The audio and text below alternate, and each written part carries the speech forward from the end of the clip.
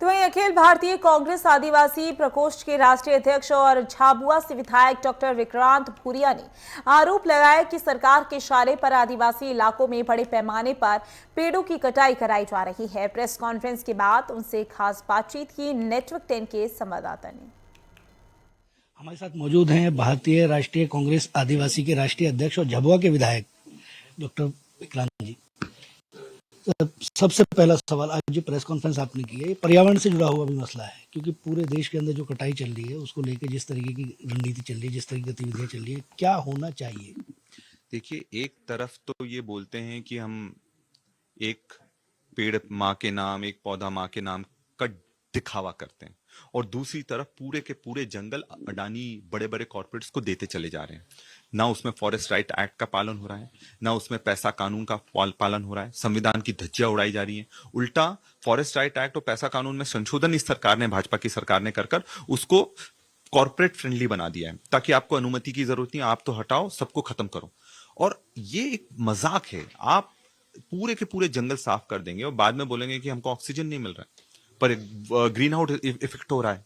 तो आप लोगों को, हम लोगों को ये लड़ाई लड़ना पड़ेगी, और इसके लिए हम पूरी ताकत से तैयार हैं। और अब जमीन के हम आंदोलन बड़े बड़े तैयार कर रहे हैं, ताकि जितनी भी सिविल सोसाइटी के लोग हैं उनको भी एक करें, पूरी पार्टी एक हो, और इनके खिलाफ पूरी ताकत से जमीन पर हम लड़ाई लड़ सकें। देश की सबसे बड़ी पंचायत है संसद का शीतकालीन सत्र आने वाला है।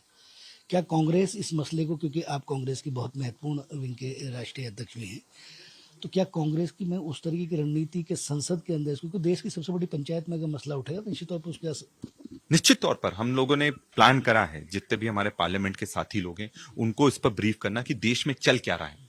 क्योंकि आज सबसे बड़ी लड़ाई जमीन की है, क्योंकि अब जमीन ही बची है जो सबसे बड़ा सोने से भी ज्यादा महंगी है। तो पूरे राज्यों में धीरे धीरे कहां से सबसे अच्छा हटा सकते, इलाकों में ही नक्सल क्यों पनपता है, इस पर तो बहुत सारी रिसर्च हुई है, सरकार के दुनिया भर के अभियान चल रहे हैं, तमाम तरह की चीजें। इस पर आपकी क्या टिप्पणी है कि जो ये परिस्थितियां हैं, क्या ये नक्सलाइट की तरफ लेके जा रही?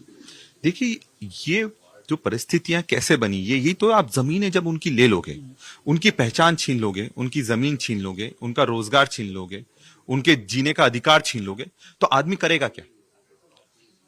और एक्सट्रीज्म किसी चीज का हल नहीं है, बट ये बाय प्रोडक्ट है।